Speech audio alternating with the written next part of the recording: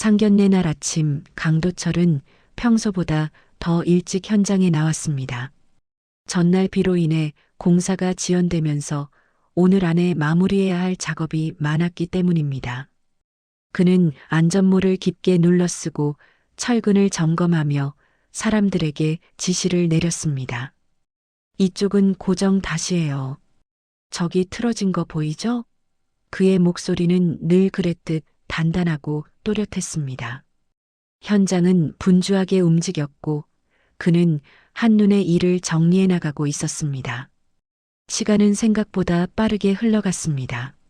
손목 시계를 내려다본 순간 그의 표정이 굳었습니다. 약속 시간까지 남은 시간은 생각보다 훨씬 적었습니다. 지수 상견례가 오늘인데 혼잣말이 저절로 나왔습니다. 작업복 안쪽 주머니에는 지수가 전날 밤 건네준 쪽지가 들어 있었습니다. 약속 장소와 시간, 그리고 조심스럽게 써내려간 아버지, 너무 긴장하지 마세요라는 한 줄이 떠올랐습니다. 철근 정리가 끝날 때쯤 또 다른 문제가 터졌습니다. 자재 한 곳이 잘못 설치된 채로 굳어버린 것입니다. 도철은 한숨을 삼키고 다시 몸을 움직였습니다. 이걸 그냥 넘겼다간 사고 난다는 생각이 먼저 들었습니다. 상견례도 중요하지만 눈앞의 안전을 외면할 수는 없었습니다. 그는 누구보다 먼저 몸을 쓰며 문제를 해결해 나갔습니다. 모든 정리를 마쳤을 때 그의 작업복은 이미 흙먼지와 시멘트 가루로 얼룩져 있었습니다. 장갑을 벗고 손을 내려다보니 굳은 살과 상처 사이로 작은 먼지들이 끼어 있었습니다. 다시 시계를 본 그는 깊게 숨을 들이켰습니다. 옷을 갈아입을 곳도 시간이 여유 있게 남은 것도 아니었습니다. 컨테이너 안에 걸어둔 셔츠 한 벌이 떠올랐지만 이미 약속 시간에 늦을 상황이었습니다. 갈아입고 가면 더 늦겠지 그는 짧게 스스로에게 물으며 고개를 저었습니다. 마음 한쪽에서는 이대로 가면 지수에게 민폐가 되는 건 아닐까 하는 걱정이 계속 일었습니다. 그러나 동시에 그래도 약속을 어기는 것보단 낫다는 생각이 그를 움직였습니다. 결국 그는 작업복 그대로 현장을 나섰습니다. 안전모만 벗고 얼굴에 묻은 먼지 정도만 손등으로 대충 훔쳐낸 채였습니다. 버스를 탈까 잠시 고민했지만 시간을 줄이기 위해 근처 택시 정류장으로 뛰어갔습니다. 사장님, 여기 한식당까지 좀 급하게 부탁드릴게요. 운전기사는 그의 옷차림을 한번 쳐다봤지만 별말은 하지 않았습니다. 차가 도로 위를 달리는 동안 도철은 창밖을 바라보며 마음을 정리하려 했습니다. 머릿속에는 지수의 얼굴이 떠올랐습니다.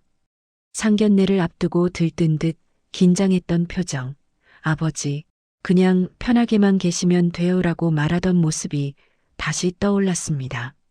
식당 앞에 도착하자 해는 이미 중천에 떠 있었습니다.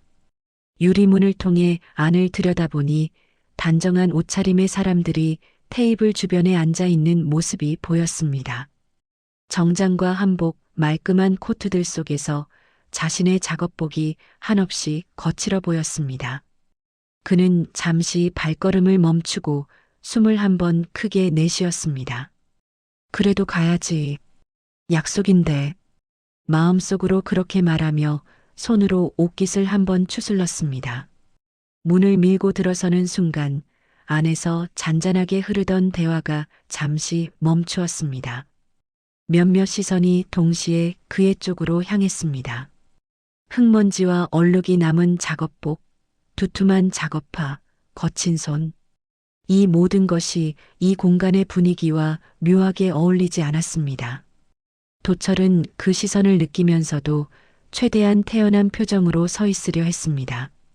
먼저 눈에 들어온 사람은 지수였습니다. 그녀는 상견례를 위해 단정한 원피스를 입고 앉아 있다가 아버지를 보자마자 자리에서 벌떡 일어났습니다. 아버지 오셨어요?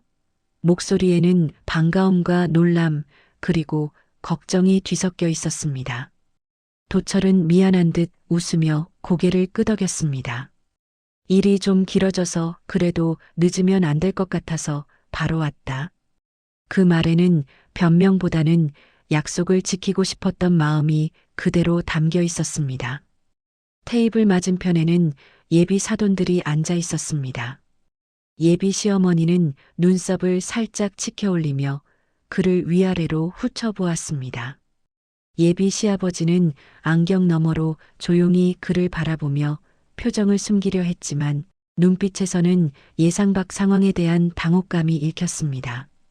민호는 어쩔 줄 몰라 하며 억지 웃음을 지어 보였습니다. 직원은 서둘러 의자를 하나 더 빼며 자리를 안내했습니다. 지수는 아버지를 그 옆으로 모시고 앉혔습니다. 도철은 허리를 조금 더 숙여 인사를 했습니다. 처음 뵙겠습니다. 강도철이라고 합니다. 현장에서 일하다 바로 와서 옷차림이 좀 실례가 됐네요. 그는 할 수 있는 만큼 최대한 정중하게 말했습니다. 테이블 위에는 이미 여러 가지 음식이 준비되어 있었습니다. 잘 다듬어진 나물, 가지런히 놓인 생선, 빛깔 고운 찬들이 접시를 채우고 있었습니다. 그러나 식탁 위 풍경과 달리 네 사람의 눈빛은 부드럽지 않았습니다. 지수는 아버지의 옷소매에 남은 먼지를 손으로 슬며시 털어주려다가 멈췄습니다. 괜히 더 티나게 할까봐라는 생각이 들었기 때문입니다. 바쁘신 와중에 와주셔서 감사합니다. 민호가 조심스레 말을 꺼냈습니다. 그의 말은 형식적인 인사처럼 들렸지만 나름 분위기를 풀어보려는 노력도 담겨 있었습니다. 도철은 고개를 끄덕이며 아니에요. 지수 일이니 당연히 와야죠라고 답했습니다. 그 짧은 대화 뒤에 이어진 침묵은 생각보다 더 길게 느껴졌습니다. 다른 이들의 시선이 다시금 도철의 손과 옷차림으로 내려갔다가 돌아오는 모습을 그는 느낄 수 있었습니다. 그 순간 그는 자신이 이 자리에 어울리지 않는 사람처럼 느껴졌습니다. 그렇지만 여기까지 달려온 이유는 하나였습니다. 딸의 인생에서 중요한 날을 함께 해주고 싶다는 마음. 그 마음 하나만으로 그는 등을 곧게 펴고 의자 등받이에 살짝 기대었습니다. 혼자였다면 주저앉고 싶을 만큼 위축되었겠지만 옆에 지수가 있다는 사실이 그를 버티게 했습니다. 지수도 아버지가 곁에 앉자 조금은 안도한 표정을 지었습니다. 이렇게 불안과 긴장, 그리고 작은 자존심이 뒤섞인 상태에서 그들의 상견례는 조용히 그러나 어딘가 불길한 기운을 안고 시작되고 있었습니다. 식탁 위에는 다양한 한식 요리가 가지런히 놓여 있었지만 그 정갈함은 누구의 마음도 편하게 하지 못했습니다. 분위기는 이미 낯선 긴장으로 가득했고 눈빛 하나도 조심스러웠습니다. 예비 시어머니는 젓가락을 들었다가 다시 내려놓으며 도철의 작업복에 묻은 먼지를 한 번 더 확인하듯 바라봤습니다. 그 시선은 다정함보다는 판단에 가까웠습니다. 지수는 그 시선을 느끼는 순간 어깨가 굳어갔습니다. 예비 시어머니는 작은 미소를 머금은 채 말했습니다. 오늘 급하게 오신 것 같네요. 말투는 부드러웠지만 속뜻을 숨기지 않는 단단한 선이 있었습니다. 도철은 미안한 마음을 담아 네, 현장에서 바로 와서요. 옷을 갈아입을 시간이 없었습니다라고 설명했습니다. 하지만 그의 말은 상대의 차가운 표정을 바꾸지 못했습니다. 예비 시아버지는 말없이 물잔을 들고 있었다가 다시 내려놓았습니다. 그는 예의를 지키려 애쓰는 듯 보였지만 눈빛에는 당황함과 거리감이 섞여 있었습니다. 민호는 어색한 미소로 분위기를 풀어보려 했습니다. 아버님, 현장에서 고생 많으셨죠. 오늘 이렇게 와주셔서 정말 감사합니다. 그 말은 진심이었지만 주변의 식탁 공기를 바꾸기에는 역부족이었습니다. 지수는 품 안에 숨을 들이쉬며 애써 웃어보려 했습니다. 그러나 속으로는 아버지를 향한 걱정이 밀려왔습니다. 혹시 아버지가 상처받을까? 그 따뜻한 마음이 그녀의 표정을 더욱 무겁게 만들었습니다.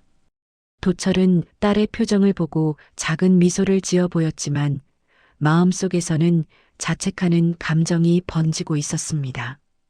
예비 시어머니는 이번에는 지수를 향해 고개를 돌렸습니다. 결혼은 두 사람이 만난다고 끝나는 게 아니라 집안이 만나는 거니까요.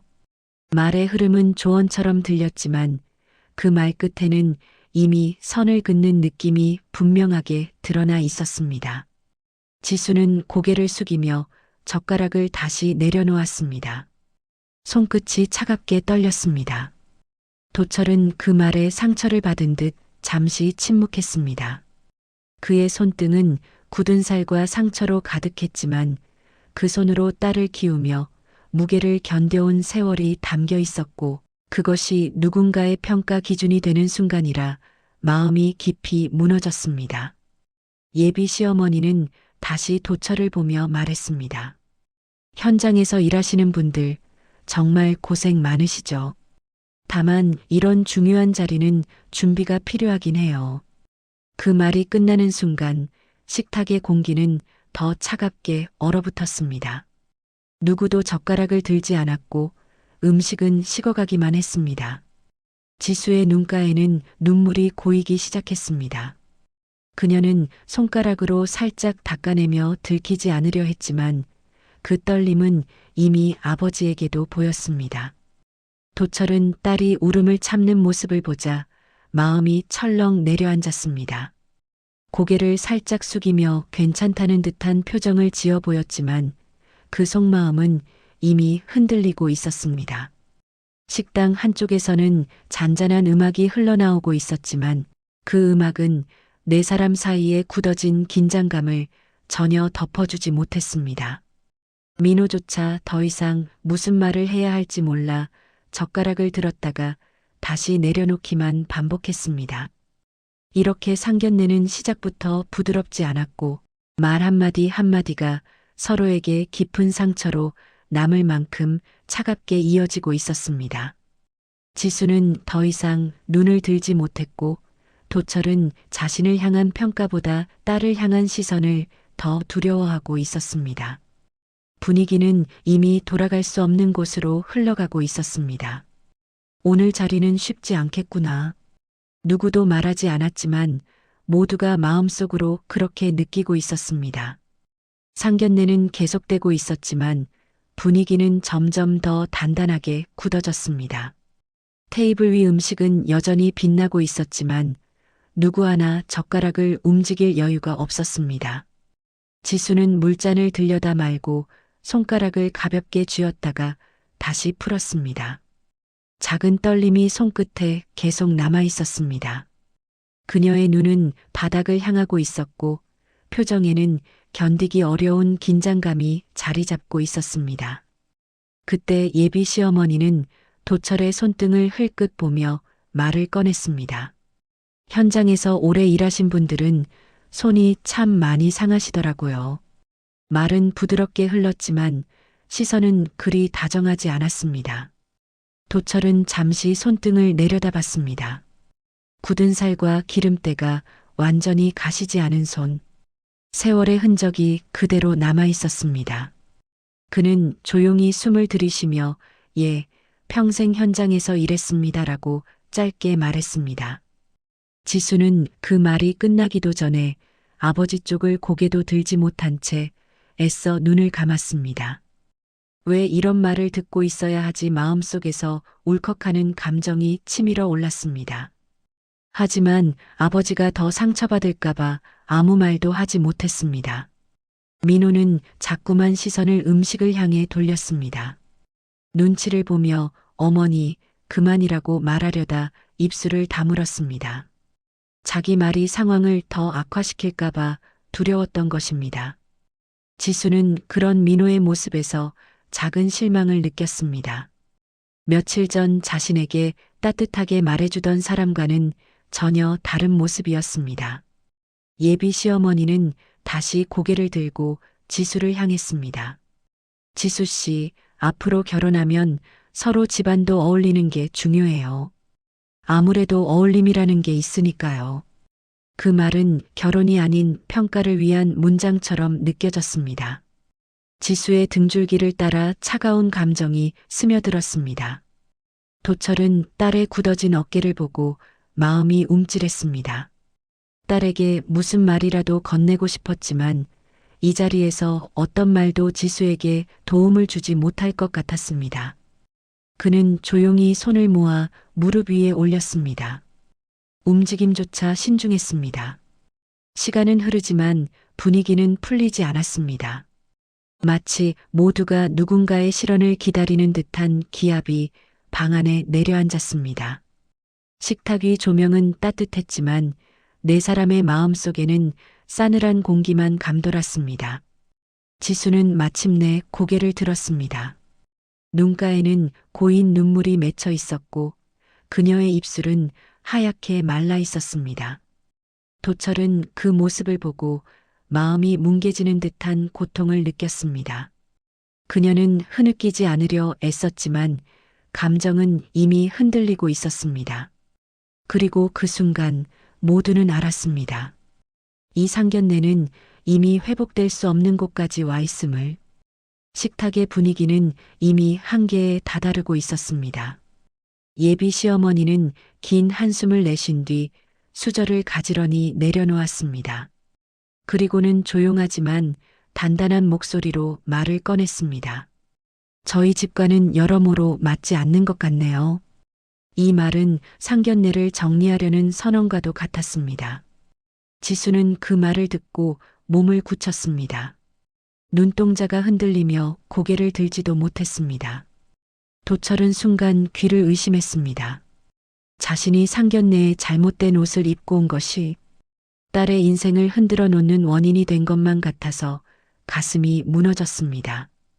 민호는 당황해 어머니, 그건 좀 하고 말하려 했지만 예비 시어머니의 차가운 눈빛에 입을 다물었습니다.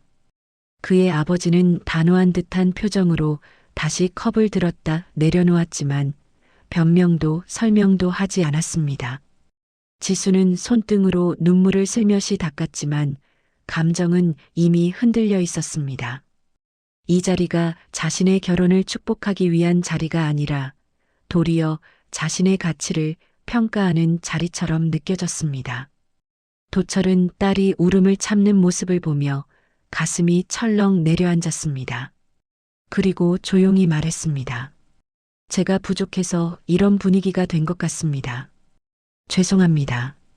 이 말은 그의 자존심이 아닌 딸을 위한 마지막 보호 본능이었습니다. 하지만 그 말에도 예비 사돈들의 표정은 바뀌지 않았습니다.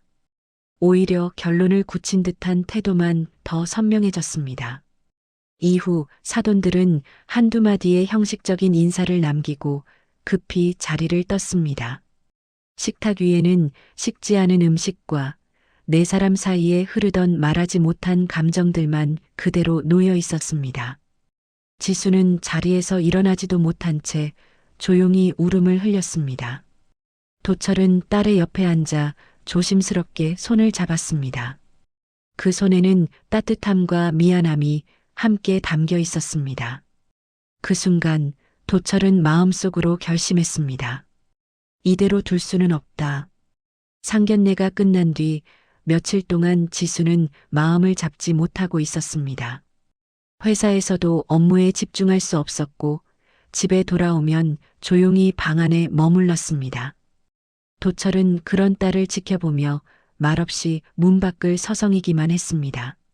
아버지 때문이라고 생각할까봐 그는 그 걱정 하나로 밤잠을 이루지 못했습니다. 그리고 어느 저녁 지수의 휴대전화가 울렸습니다. 화면에는 민호 어머니라는 이름이 선명하게 떠 있었습니다. 지수는 심장이 크게 뛰는 것을 느끼며 전화를 받았습니다. 생각해보니 이 결혼은 어려울 것 같아요. 그녀의 첫마디였습니다. 지수는 숨이 턱 막히는 느낌을 받았습니다. 집안 분위기가 너무 다르고요. 결혼은 격이 맞아야 오래 간다고들 하잖아요. 말투는 담담했지만 내용은 칼날처럼 차가웠습니다. 설명도 대화도 없이 단 한 번의 전화로 일방적인 파혼 통보가 내려졌습니다. 전화를 끊자마자 지수의 눈에서 눈물이 쏟아졌습니다. 침대 가장자리에 주저앉아 두 손으로 얼굴을 감쌌습니다. 그녀는 소리 없이 어깨를 떨었습니다. 아버지가 들으면 얼마나 속상해할까 생각하면 또 눈물이 났습니다.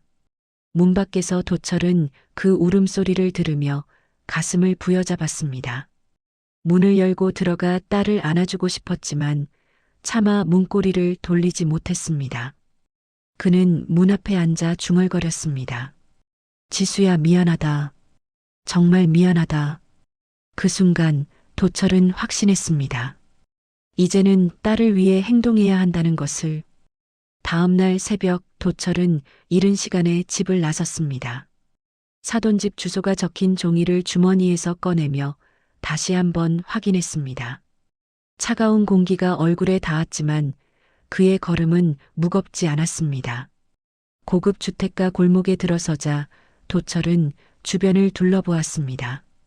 담장 너머로 보이는 큰 정원과 깔끔한 외관이 이 집의 격차를 그대로 보여주는 듯 했습니다. 그는 잠시 멈춰 큰 숨을 들이마신 뒤 초인종을 눌렀습니다. 문이 열리자 예비 시어머니가 불쾌한 표정으로 그를 마주했습니다. 여기까지 찾아오신 건 좀 예의가 아니네요. 그녀의 말투는 이미 싸늘했습니다. 도철은 고개를 숙이며 말했다. 딸이 받은 상처에 대해 직접 말씀을 듣고 싶었습니다. 거실로 들어서자 사돈들은 모두 자리에 앉아 있었고 민호 역시 혼란스러운 표정으로 자리를 지키고 있었습니다. 도철은 침착하게 말을 꺼냈습니다. 상견례 날은 제가 부족했습니다. 그러나 지수는 그런 대접을 받을 아이가 아닙니다. 그의 음성은 낮았지만 단단했습니다. 그러나 예비 시어머니는 냉담하게 되받았습니다. 서로 맞지 않으면 그만입니다. 그게 뭐가 문제죠? 이 말은 대화를 이어갈 의지가 없음을 명확히 보여주었습니다. 지수의 상처는 그들에게 사과할 가치조차 없는 일이었습니다. 그때 민호의 아버지가 갑자기 자리에서 천천히 일어섰습니다. 그만들 해 그의 떨리는 목소리는 방 안의 공기를 흔들었습니다. 민호의 아버지는 한 손으로 이마를 짚으며 말을 이어갔습니다. 우리 집이 떳떳한 상황이 아니야. 그의 고백은 방 안의 분위기를 완전히 뒤집었습니다. 사업이 부도 위기고 압류 통지가 이미 들어왔어. 이 말이 떨어지자 예비 시어머니는 믿을 수 없다는 표정으로 자리에서 벌떡 일어났습니다. 여보, 지금 그걸 말하면 어떡해? 그녀는 흔들리는 목소리로 소리쳤습니다. 그러나 남편은 고개를 떨군 채 더 이상 숨길 수 없다는 듯 말했습니다. 당신이 체면만 걱정하길래 나도 계속 숨겨왔던 거야. 도철은 묵묵히 그들의 모습을 지켜보고 있었습니다. 상견례에서 느꼈던 차가운 시선과 모욕이 떠올랐습니다. 이 집안이 자신과 딸을 격이 맞지 않는다며 깎아내린 이유가 진짜 격 때문이 아니라 불안을 가리기 위한 허영에서 비롯된 것임을 깨달았습니다. 민호는 입술을 떨며 아버지 정말이에요? 라고 묻고 있었고 예비 시어머니는 자리에 주저앉아 손으로 얼굴을 감쌌습니다. 이 조용한 폭로는 사돈집의 허세와 가식으로 세워진 벽을 단번에 무너뜨렸습니다. 도철은 잠시 그들을 바라보다 조용히 말했습니다. 사람을 판단할 때 겉모습만 보면 이런 일도 생깁니다. 그 말은 누군가를 비난하려는 것이 아니라 마지막으로 남긴 단순한 진실이었습니다. 그는 더 말할 필요도 더 머물 이유도 없었습니다. 도철은 문을 향해 천천히 걸어갔습니다. 문 밖으로 나왔을 때 차가운 바람이 살짝 불어왔습니다. 그런데 그 바람이 그토록 무겁게 느껴지지 않았습니다.